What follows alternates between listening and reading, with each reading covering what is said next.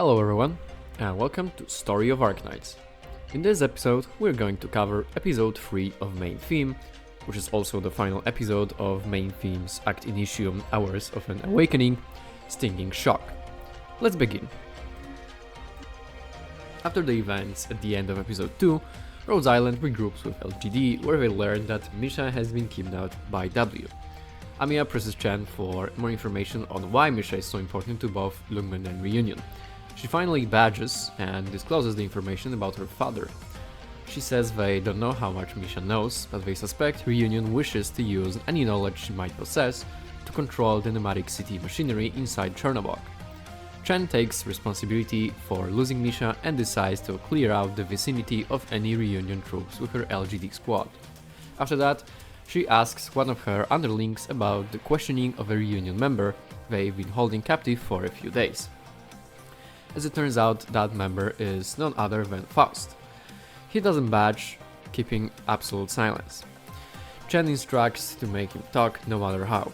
She then organizes a joint counterattack with LGD as the main force and Rhodes Island as a recon and assault supporting squad. She also contacts the Special Ops division of LGD that couldn't come to aid them earlier because of reportedly being held up by just one Reunion member, turning out to be W. Rhodes Island decides to contact Penguin Logistics once more for some backup. After a bit, Hoshiguma of the Special Ops division and her team join Rhodes Island and Chen. She confirms her entire squad was held up single-handedly by W.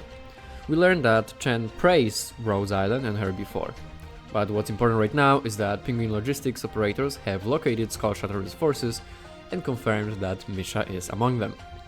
We then get to see inside of Skullshatter's temporary camp in an abandoned mine. A Reunion member that goes by Ivan introduces himself to Misha and has a little conversation with her about why he joined Reunion. He explains that his wife and child were killed by Chernobygians and that under Ursus law, infected are treated worse than livestock, either sent to hard labor camps in mines and frozen wastelands, or sometimes even killed on the spot. At this moment, Skullshatter approaches them and instructs Ivan to help tending to the wounded. He then starts talking with Misha. Through the conversation, we learn that Skullshatter's real identity is Alex, Misha's brother, though he cast away that name. We also learn he was infected quite some time before the Chernobog uprising, and with a short description of Ursus soldiers finding it out. He was forcefully dragged out of her house. Their mother tried to stop it but was beaten mercilessly and dragged away. Misha was also present but was petrified out of fear, a point of great shame for her. Skullshatter consoles her that back then anyone would have been afraid. The topic then changes to whether Misha will trust or join Reunion. Alex says both are completely up to her, but she is infected and Reunion will fight for their freedom until the bitter end. Misha then brings up the Chernobog uprising and how it caused many innocent deaths, to which Skullshatter answers that none of the Chernobygians were truly innocent. None of them ever objected.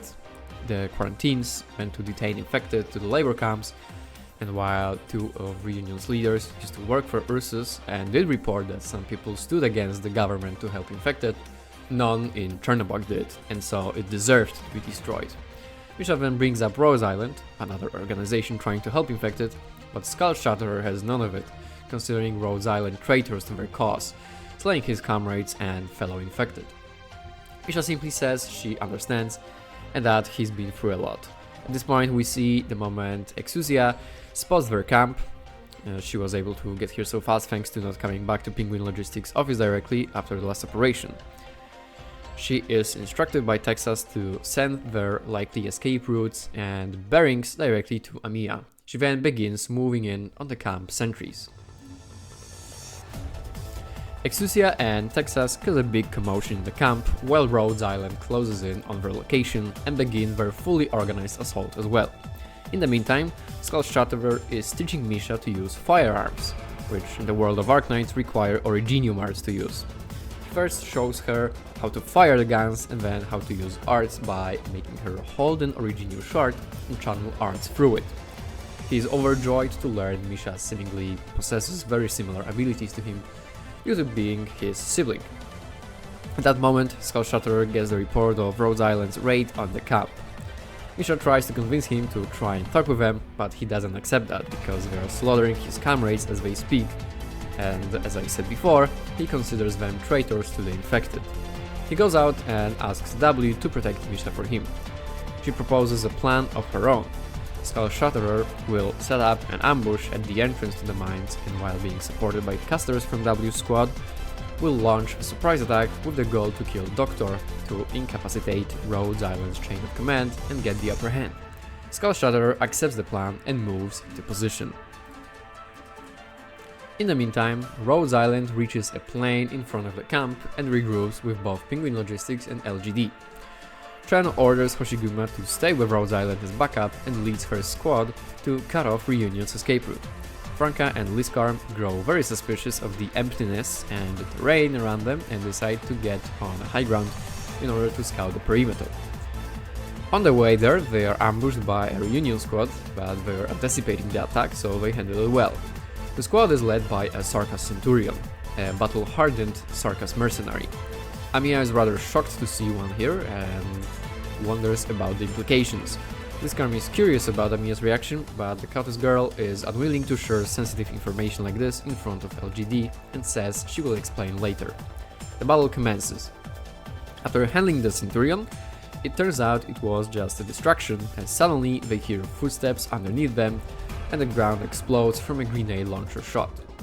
Skull Shatterer bursts out from the newly made hole and attempts to strike Doctor, but is blocked by Hoshiguma. He quickly fires another shot point blank and heats up his launcher, intending to blow it up in Doctor's face. In this moment, a singular sound of heartbeat can be heard, and the strong killing intent can be felt. Amiya, in response to Doctor's life being threatened, loses herself for a moment and unleashes her arts, mortally piercing Skull Shatterer with a black blade. As Skull Shatterer's life exits his body, he curses Amiya for having so much strength, and yet she watches in cold blood as fellow infected suffer and die. Right after Amiya's violent lashing out, Hoshiguma gets contacted by Chen, saying they found more reunion activity and are following a woman with white hair, most likely W. Hoshiguma says they need to move out, but Amiya is shaken by the events, so she gives a moment to Doctor to talk with her. Doctor brings up what just transpired and asks Amiya about how she feels while consoling her. She answers that she didn't mean to kill Skull Shatterer, but was very afraid to lose Doctor again. She also didn't want Doctor to see her like this. However, she doesn't regret killing Skull Shatterer per se. Not being able to find a better way out of this is what eating her up inside.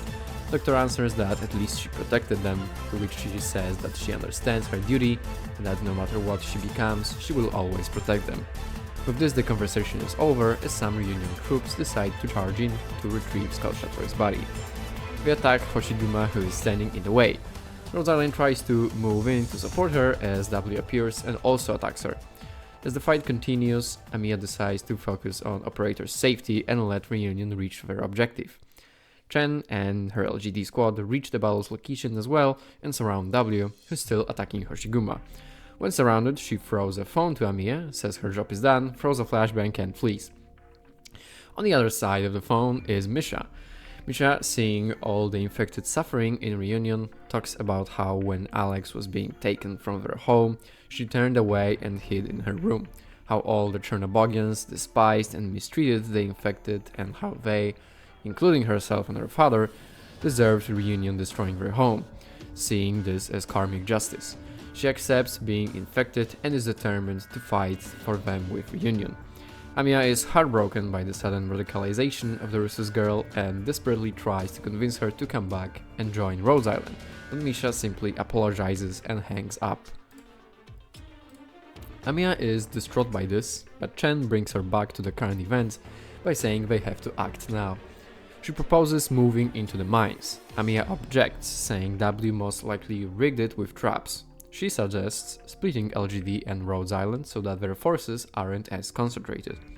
Chen agrees and makes a portion of LGD stay outside to block Reunion's escape routes, while Rhodes Island, Chen, Hoshiguma and some of their direct LGD squads will move into Reunion's encampment.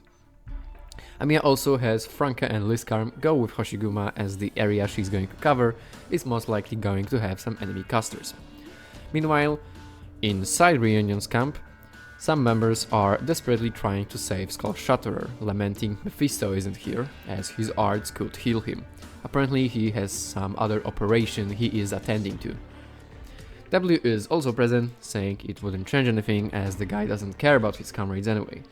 The members thank for covering them as they retrieved Skull Shatterer.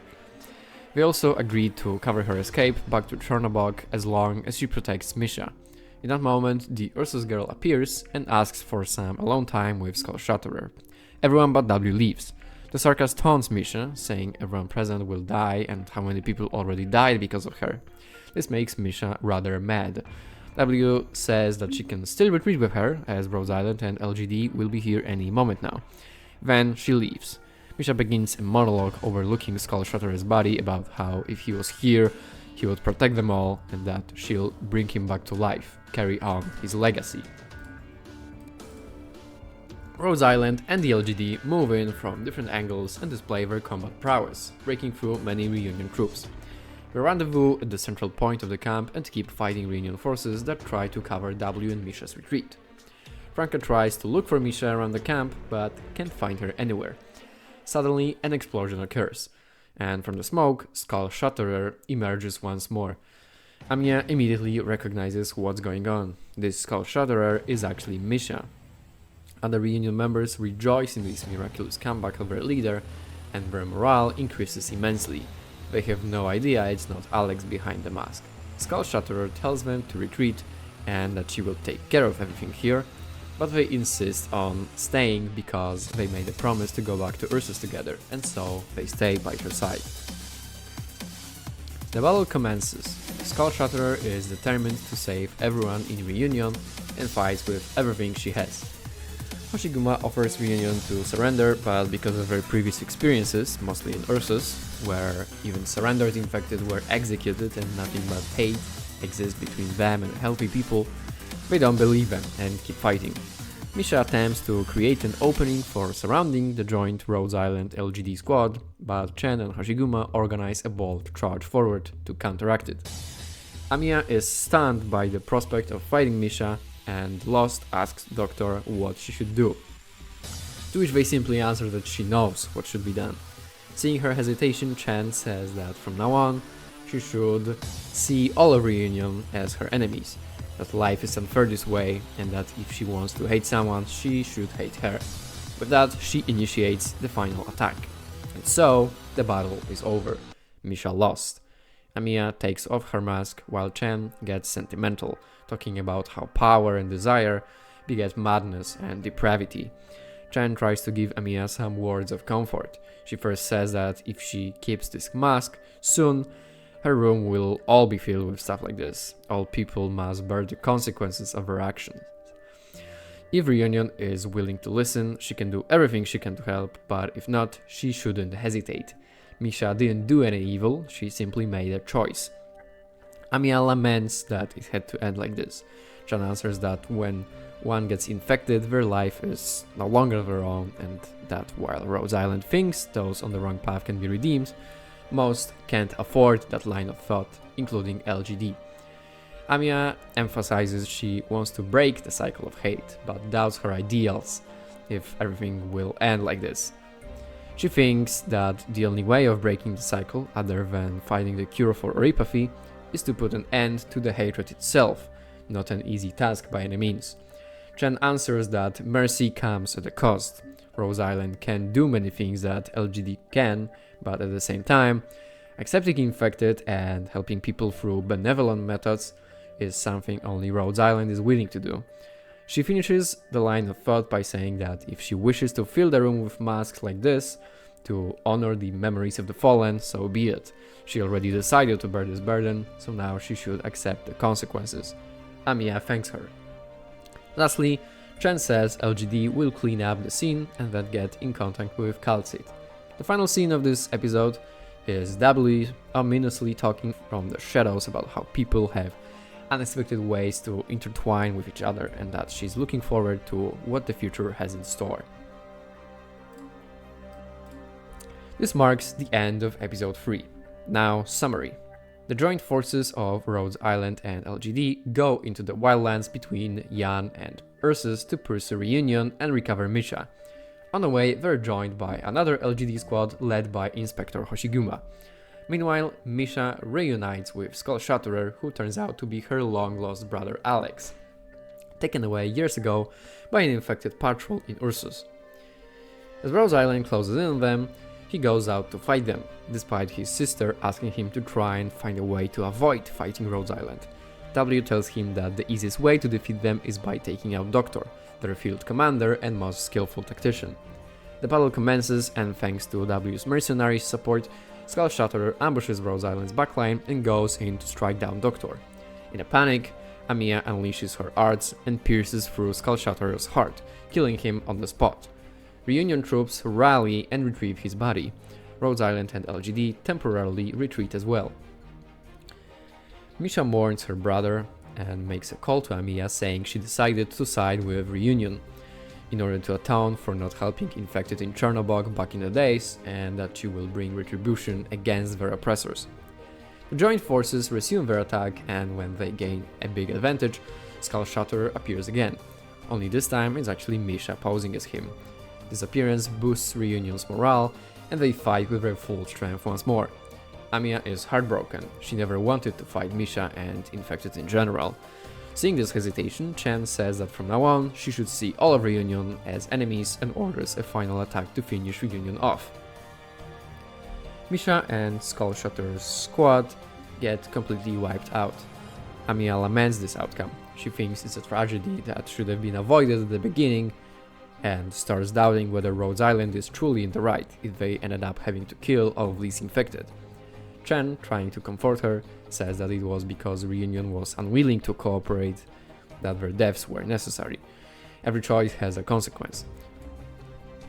She also says that if Amiya wants to fulfill her ambitions, she must accept the tragic reality of fighting against Reunion. The joint forces clean up the scene, while W mocks the events from afar, saying people and fates always intertwine and that she looks forward to the future. Alright, that's it for this story.